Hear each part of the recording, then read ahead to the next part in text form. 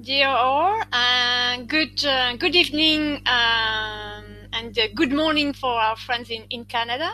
Welcome on this webinar talking about the Canada and your international development priorities. So I just would like to show you the the program. So first of all, I'd just like to start with a short presentation of Alpha LH. Then I will give the floor to Alitea Lafay for a presentation of our European project, which is PIMAP Plus. And then I will give the floor to Laurent, talking about the development of a business in Canada. Then, of course, at the end, we will have time for questions and if you have any question during the webinar, of course, you can write it down in the chat. No problem at all. We will have plenty of time to answer to your questions. It's about 1 hour webinar. So just a few slides. First of all, to talk about Alpha LH, which is a French competitiveness cluster based in Nouvelle-Aquitaine region. A few key figures. In fact, we represent 280 members. The major parts of these members are SMEs and startups and companies. We are a team of 24 people with 2 international offices. One is in China and one is in Japan. We are working with partners, of course, for the other destination. That's why we are at this webinar with Rézoway today for Canada. Where you can see the quite impressive budget for the projects labeled by the Alpha LH, which is nearly 1 billion euros, representing 542 projects funded. 100 startups created till the beginning of the story, and more than 300,000 jobs created, and about 50 companies established in our region till at the beginning as we are. So here you can see our ecosystem. At the beginning of the Alpha LH cluster, I would say there is huge equipment, physics, science, anti-scientific equipment, which is laser, megajoule, and PETAR. Then you have research and research of excellence and universities. We have Limoges University, La Rochelle University, and Bordeaux University. Of course, the CEA and training center, which is called PILA, for training of the people and in very specific area around the laser and photonics activities, and industrial parks as well, with Laseris and Cité de la Photonique and Esther around Limoges. That's a quick overview. The main things I would say that characterize our competitiveness cluster is that we are a deep tech cluster. We have 2 main technological pillars. The first one is around photonics and lasers, and the other one around electronic microwave frequencies. With those 2 main strategic activities, we can address, I would say, nearly almost all the subject, but we are major interest in health and autonomy, in aerospace and defense, communication and security, and energy and intelligent building. I would say in transverse to those 2 main pillars, we have digital activities and materials. That's the complete image of our ecosystem. We offer to our companies, I would say, 5 specific passes. One is in innovation, on business, internationalization, and Europe. I mean, beyond Europe, I mean the help to the European projects, of course, and the funding, and a pass around skills and upskilling or training. That's another very important pass as well. In the international activities, as I already talked to you. We have two main offices. One is in China till 2011, and this year we open a new office in Japan. We are working in the US, and in Canada we are working with Rézoway. That's why we organize this webinar in, I would say, in the frame of an European project, which is PIMAP Plus, and that's I think a very good transition normally up to Alitea. So Alitea, the floor is yours to Thank you, present Isabelle. PIMAP. Thank you for the introduction. Good evening, everyone. I'm really happy to be there today so we can introduce you our European project called PIMAP Plus. So who are we in PIMAP Plus? We are 6 partners. So Alpha RLH Cluster is the coordinator of the project, but you can see on the map the other partners. We have one partner located in Sweden, specialized in advanced steel industry. We have another partner in Finland, which is also working on photonics.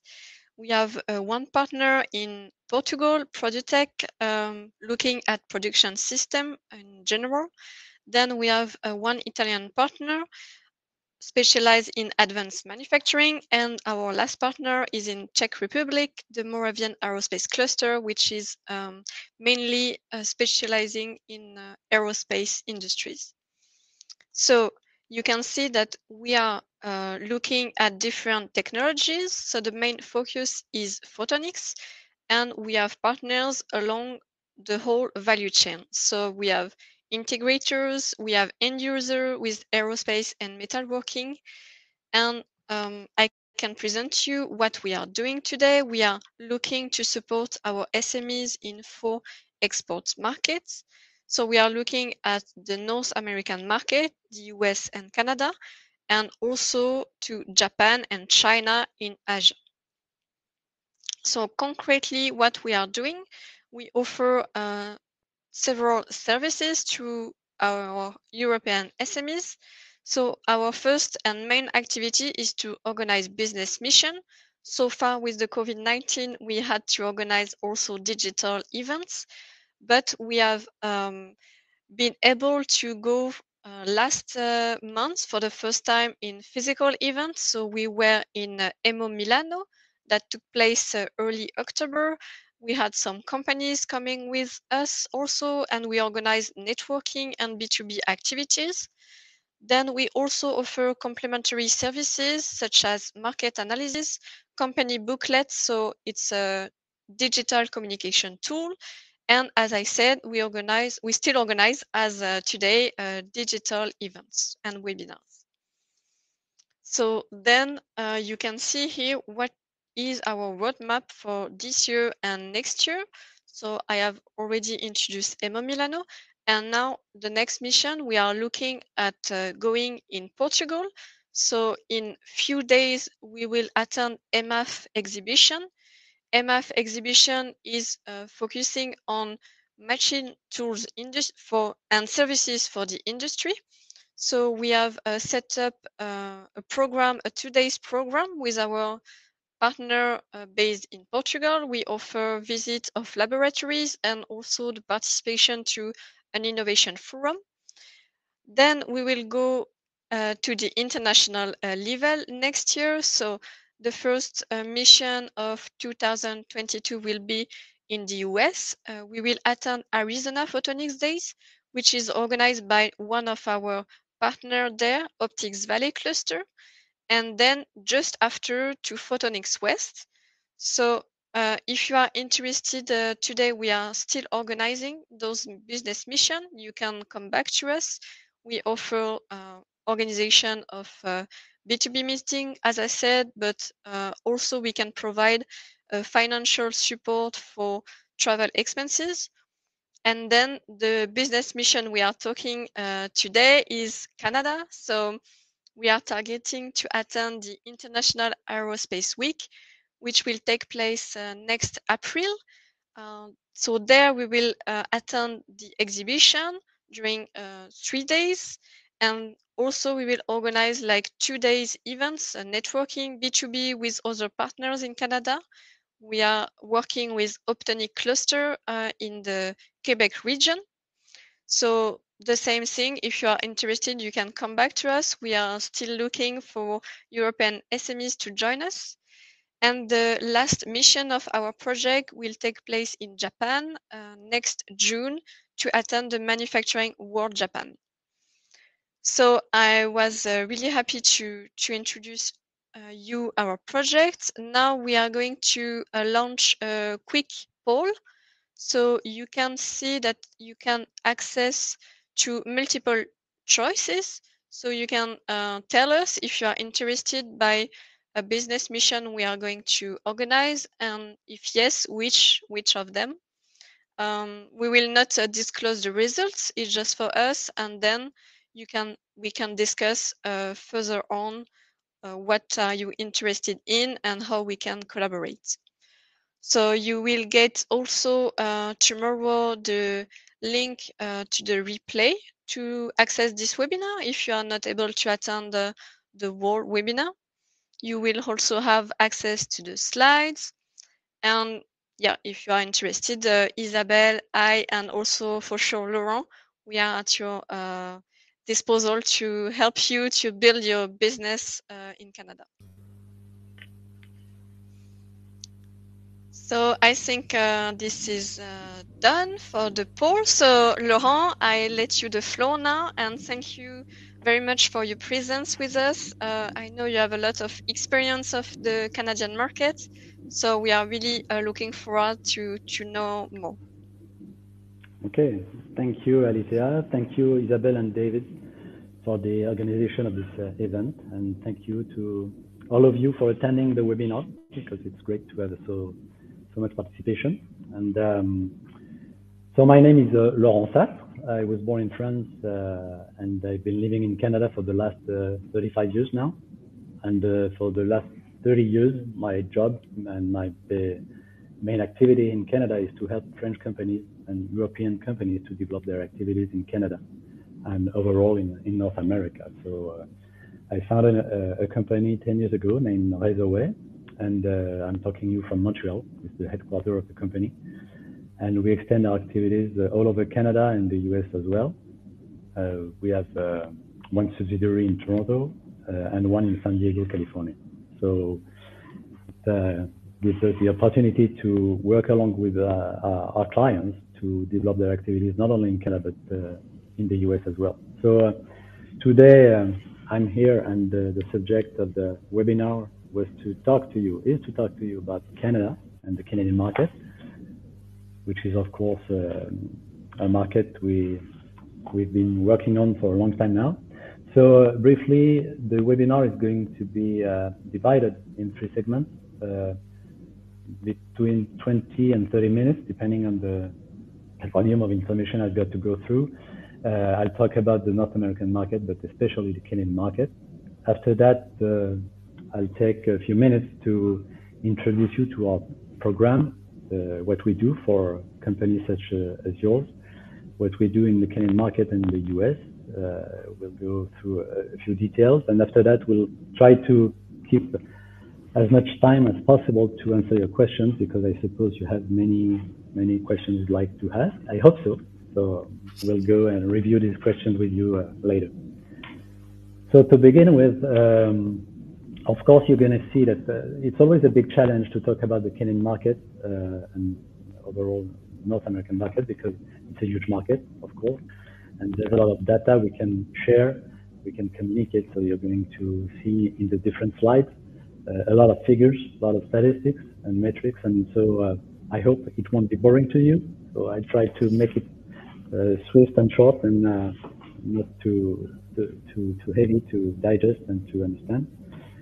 So of course, the figures you see there are figures you can find anywhere on the web, on internet. So I haven't been so creative on this part of the presentation.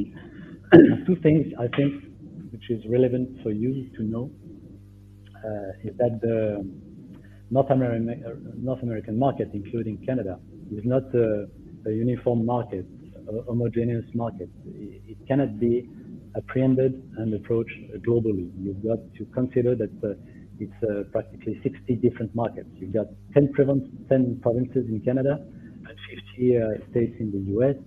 So each one of these provinces, each one of these states have their own realities, specifications, and whether on the regulation aspects of legal aspects of doing business, the consumption habits on these territories, the density of population, density of companies, and their openness to do business with companies abroad. So it cannot be a market which will be approached globally. So we approach this market and we get into this market step by step, region by region, province by province, or state by state, but not with a uniform approach.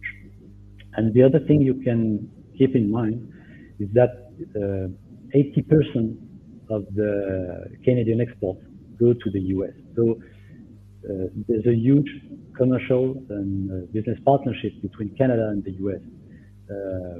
Canada deals more with the US more than it deals with the entire Europe. So on a daily basis, it's billions and billions of dollars which are dealt with between the two countries. So this is our main commercial partner, industrial partner, and economic partner. So we have this proximity. It's not only geographic, but it's business proximity as well.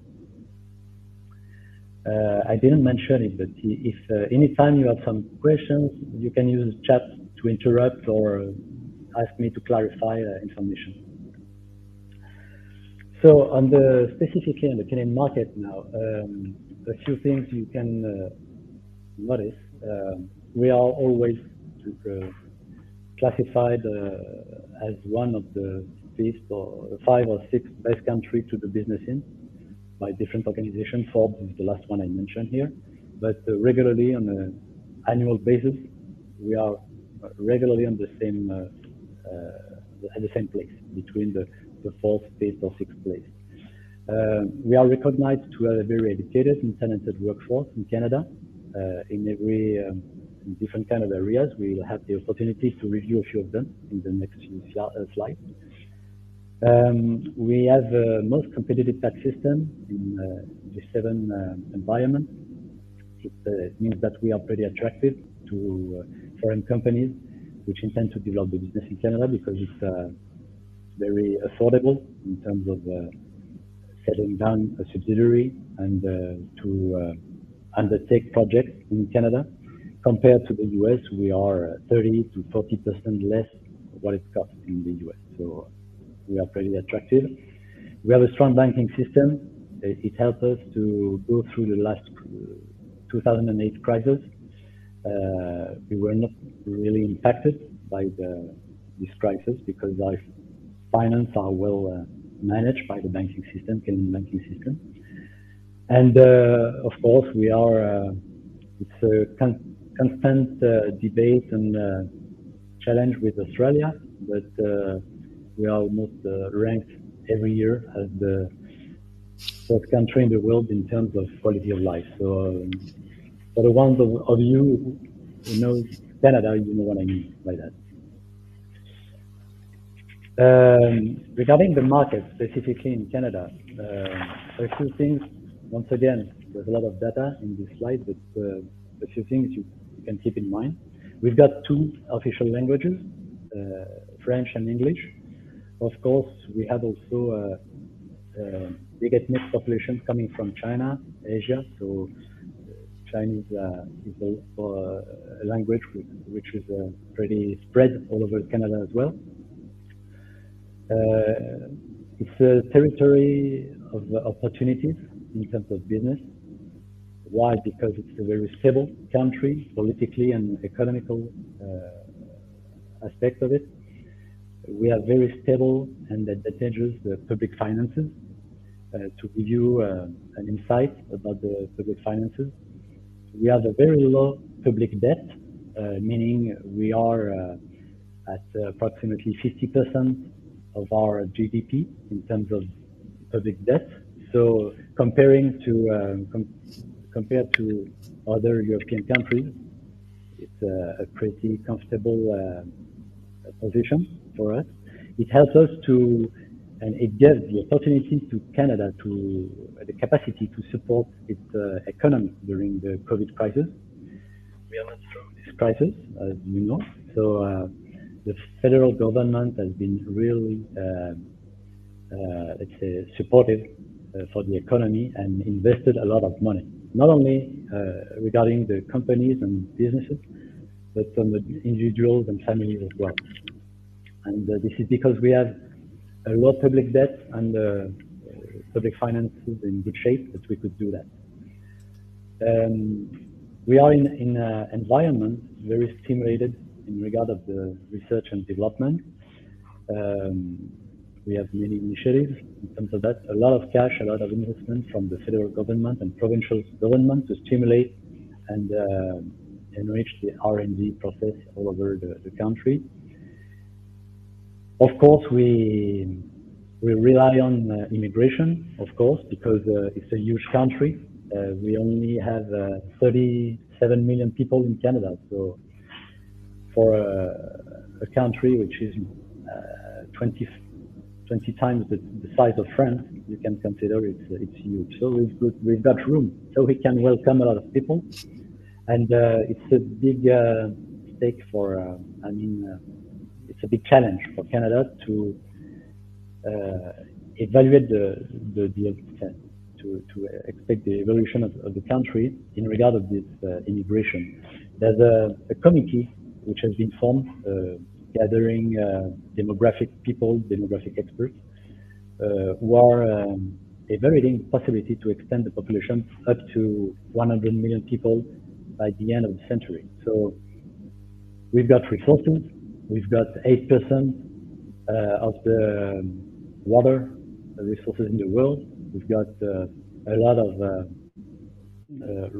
forest resources and a lot of energy as well in Canada, combined with a very stable country, politically and socially, means that we can welcome a lot of people. And it's going to be the challenge for the next few years because we depend on this. It's an ethnic market. I'm talking to you from Montreal. In Montreal only, which is an island, for one of you who doesn't know that. On this island, in Montreal, we've got 120 different ethnics, 120 cultures, different cultures. So we are used to this melting pot and this mix of cultures, and it's a real asset to us because we know how to deal with different populations and different origins of people. Key market issues. Four very strong things you should know. Given that we are we have a small population, it means a small market. It's an obligation, mandatory for a company in Canada to expand its activities abroad, whether in the US or all over the country, to make sure and to ensure its growth and its expansion. Because a company cannot satisfy itself by the only Canadian market. So this is something you have to keep in mind. Their openness to deal with the foreign companies and to deal on an international level. Another aspect is that we have an industrial backlog to overcome. I mean, there's a challenge for industry, which is not as evoluted. I'm looking for the word. Anyway, we are not exactly at the same level of technicity, technology compared to Europe. So we've got between 10 and 15 years of delay regarding the European industry, depending on the industry, of course. But overall, that's what we're going to notice. And so we've been investing a lot in the last 10 years, supported by the government, to push the companies to invest a lot in their equipment, in their processes, in their ways of doing things, and it begins to provide results. Something you have to know is that even that the US are our main clients. It was not so positive in a way, because we were a bit lazy in developing our skills, or lazy in innovating, because we have a client in South, immediately at the border. With our exchange rate is very competitive, so we just to receive the bills, the orders, and deliver. So it did not push the companies to do some introspection on their businesses and try to innovate, try to evaluate. But it's changing, and it's changing fast. So, but of course, a large territory, so it imposes an exercise for every company which intends to develop its business in Canada. To prospect this country, it costs money because the logistics, the prospection cost is also very important, because the density of the companies are spread all over the country, and it means that you've got to be prepared to have a budget which will consider and include these costs. The sectors which are and will be in growth in the next few months, few years. We still have sectors in crisis: aeronautics and retail and tourism. Aeronautics begins to see the light at the end of the tunnel, but it's not done yet. And sectors which are still growing: the agri-food business, the IT business, and the e-commerce as well. I keep going. So just to give you an overview about the geography aspect of Canada, what sits in big towns in Canada, you realize that all these towns are close to the border of the US, but it's also the consequence of the fact that the population is basically concentrated and densified at the border, and it gives us another opportunity to be very close to our main client, the US, and to develop very mutual interest and a common way of doing business. So every city has its own expertise and its major sectors they are involved in, or in which they are comfortable with, and in which they have invested a lot of money in the last few years. Montreal, of course, an aerospace platform, third in the world after Seattle and Toronto and Toulouse, sorry. But we also have a strong industry in the artificial intelligence, in the video games, engineering, construction, and infrastructures, in the finance, fintech, food processing, and cybersecurity. And the other big city in Canada, the main city actually, I should say, is Toronto, because it's the economic capital of Canada, in which you're going to have a strong industry in the health industry, in the media, IT, fintech, aerospace too. So basically, Montreal and Toronto, Quebec, from the province of Quebec and province of Ontario, the two of them gather 70% of the GDP. Okay, so it means the activity is basically focused on these two provinces. Of course, the other provinces have strong assets too, but are not as attractive to European and international companies as Toronto and Montreal have. Okay. A slide which is always interested to go through, because the main word in this slide to keep in mind is acculturation. It's in the title, because it's imperative to acculture your offer, your business proposal to the market. You'll say that, well, it's not different from another country. Every country needs for a company to adapt its offer and to get to know the market and so on and so on. But if I put a focus on that, it's specifically for the French companies, because French companies are most of the time planning the market with the false idea that it's going to be an easy access to North America because it's French.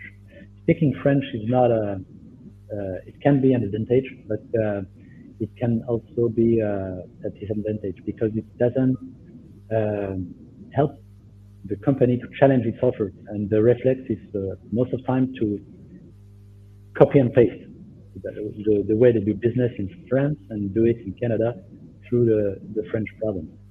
So it's really, really important to adapt its offer, to challenge the wording, to challenge the messages, and to challenge the way of developing the business proposal, because 90% of the cases, we have to change and readapt and restructure the messages. But a few things to note: the customer service, the service is a major value. So you've got to provide services, you've got to be reactive and close to your clients, and they will not tolerate and they will not support a poor service or a poor reactivity from their suppliers or partners. So this is the main point. Absence of hierarchy. So given if you are relevant in what you do, in what you develop your business, you will be receivable. I mean, you will be accepted, whatever the way you dress, whatever your age, whatever the image you generate.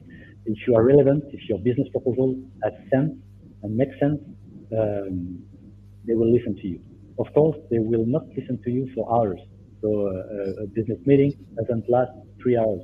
So you've got to be relevant right at the beginning, in the first 5-10 minutes. You've got to be straight to the point, sharp in what you expose, and you cannot expand your literature and speak about the history of the company, the values of the companies, and so on and so on. Most of the time, when we open a website of our client, when we begin to work with this client, every company are practically the same anyway. 9 times out of 10, when we open the website, we don't know what they do. You open the homepage, it talks about the values of the companies, the history of the companies, what their vision is, but what they do and what's in it for me. So it's got to be clear, it's got to be sharp and straight to the point. So I won't review all these aspects. Anyway, you will have the presentation, but these are the aspects you have to be cautious about and to keep in mind. A brief summary about politics. I mean, you all know that we have a young Prime Minister, Justin Trudeau, who's just been elected for the 3rd time, actually. It's been done in the last few weeks. 2-3 things to notice. Justin Trudeau and the government have been negotiating the CETA agreement with Europe, and has also renegotiated the NAFTA agreement with the US. So these are 2 trade agreements which are pretty important to Canada. But it was not only important to maintain these agreements, but to reinforce them and to put them in full power in regard of a company.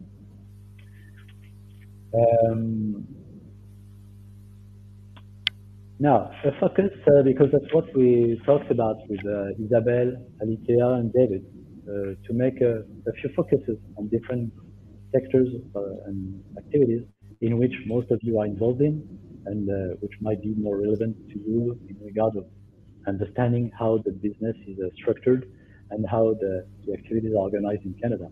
So the first focus is on the photonics market in Canada. I don't want to drown you in data and figures, so I put aside and I put in evidence a few figures. One thing to know is this sector gather approximately around 400 companies in Canada, employing approximately 25,000 people. It's a sector still in growth, and it keeps growing year after year. on a two figures rate. So it's very interesting and well positioned. Basically, this sector in Canada is mostly composed and organized through integrators, photonic components or systems and subsystems. It's important because the federal government currently is pushing hard to make Canadian companies stronger in order to offer their own expertise, their own technology, their own equipment, not only to act as integrators and to push forward foreign technologies or integrate foreign technology, but to develop, so research and develop new technology and to be as independent as possible on this subject. The photonics market is structured by three main activities: the life sciences and the health industry, secondly by the aeronautics, and thirdly by the advanced manufacturing. So these are the three sectors which are going to track the photonics market and the photonics industry. Once again, it's a pretty dynamic sector on which, and this is the case for many other sectors, we have a workforce shortage and a labor shortage, and it's going to be obvious when we analyze the level of salaries. So the average salary in this industry is $72,000 a year. It's always an annual salary. Okay? We never talk about monthly salary, so it's an annual salary. So, and 92% of the production here is exported. And I ask you where? In the US, mainly. Okay. The other sector, which is pretty strategic to us, the aeronautics. As I mentioned, we have the third platform, aeronautics platform in the world here in Montreal. So in a circle of 50 kilometers, you can build a plane from A to Z. We have all the industry located here and present in Canada, in Montreal, but in Toronto as well, because we've got extensions of these companies located all over Canada. So the segmentation of this industry basically is 42% in the aircraft manufacturing, 52% in the engines and other parts, and 5% in the fluid power products manufacturing. So it's a huge sector to us, around 400 and 450 companies, a lot of employment in this industry, around 45 and 50,000 people working in this industry here, especially in Montreal and in Quebec only. We have a lot of French subsidiaries, European subsidiaries in this industry here in Canada, around 900 subsidiaries, French subsidiaries in the aeronautics in Canada. So it means that it's a strategic market in which to locate its activities and to be located in. This is an industry which initially was structured by Bombardier, as you know, but the sector in which the provincial government of Quebec has been investing a lot of money in the last 30 years. Because historically,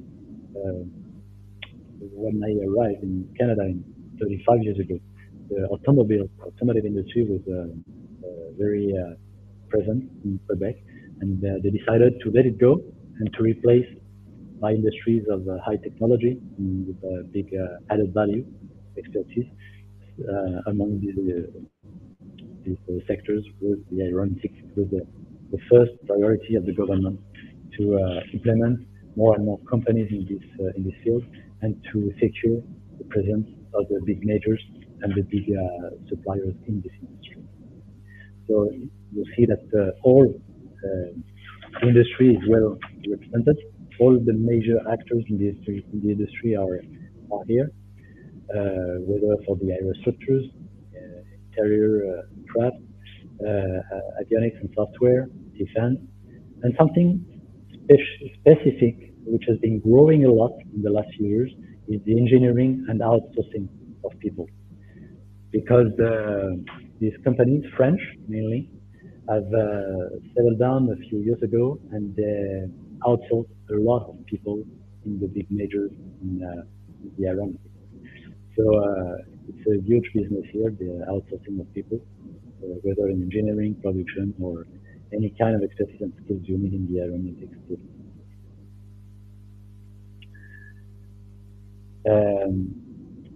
Alitea, Isabel, you tell me, you warn if I do not respect the timing, okay? Because I got to accelerate. Yeah, I think we have more time. Okay. So I'm going to mix the next few slides because we talk about the special machinery, the machine shop services in Canada, and all that. So all you have to know, because you'll have access to the presentation, all you have to know regarding the sectors is they are under consolidation because you have a lot of small companies. 80% of the companies in these sectors are less than 10 people. So you've got a lot of consolidation and merging about big companies and big suppliers. The main challenges of the industry in Canada, the global competition increase, of course, shortage of skills and workers, to keep developing and adopting new technologies and innovating, and make sure that to master the commodity supply chain, because it's a big subject for it. I won't go through the business cases because it might be relevant, but we could go through the questions, the questions. And briefly, the program we offer our clients and company who approach us. It's an introduction to what we can do forward with the company, because we work on the long range with our clients for a few months, a few years. But this program is let's say a resume of what we can do, a sum up of what we can do, with 3 phases. One phase of personalize and identify, qualify the challenges of the company in regard to the Canadian market, to see what are the priorities to address, what are the lack of knowledge, contacts, history that the company might have. In the second phase, we're going to prospect, to identify potential contacts which will answer these challenges and which will our clients will be able to work with along with Rézoway, in order to, in the third phase, to develop a strategy, a long-term strategy, whether to structure its business in Canada, to settle down eventually in Canada, and to structure its growth in this beautiful market in North America globally. So I go rapidly, and now we're up to the questions. Sorry, I accelerated because there's a lot of stuff to go through, and it's not. You know, Laurent, it's always the case with passionate people. Thank you for your presentation. You're welcome. Thanks. So I'm open to questions, so do not hesitate. If you have any question to ask, I'll be delighted to answer them. At least I think we have 2 questions in the chat. The first one is this one. What are the common mistakes to avoid when developing the Canadian market? Good question. Yeah, definitely to go too fast, because developing its business in Canada, it's not something you can deal with in 6 months or even 12 months. You've got to consider a time range of at least 3 years in order to, in the first years you invest in the market, you structure your ecosystem, identifying partners, qualifying your key opinion leaders in your market, to structure the basis of your business here in order to be recognized, to be accepted into the market, and once it's done, to push your business proposal and to optimize your expertise. So most of the time when we begin with a new company, we try to, if it's done, if they have done the job previously, we are going through the business plan, and most of the time we're going to dismantle the business plan and restructure the business plan because the time frame is not appropriate. So when a company expects to do and to generate sales in the next 6 months, it's better to tell them, well, you've been very optimistic. So it's definitely the time and the capacity to let's say reevaluate its offer and to do some introspection about its offer. Yeah, I think that the right word in that sense is acculturation, and acculturation can't be done in 1 week or 1 day. Of course, it takes time, a long time. And I think it's very, I would say, interesting that in your offer you take the necessary time to understand what are the needs of the company, and it takes at least, I've seen 6 to 8 weeks to do that. In your proposals, I think it's very interesting to take this in mind. That it's a long process. Samantha, so you have a question. What is the forecast for the infrastructure sector in construction? This sector is doing pretty well actually, because actually before the COVID crisis, this sector was booming. If you visit Montreal, if you visit Toronto, you'll see cranes all over the territory, all over the city, because it's building everywhere for residential needs, for commercial, industrial, and the construction was booming before the crisis, and that it's been doing so for the last few months now, and during the COVID crisis, because once again the government pushed forward a lot of cash, a lot of money to finance and to refurbish the infrastructures, and to keep the investment in the construction very high. So you've got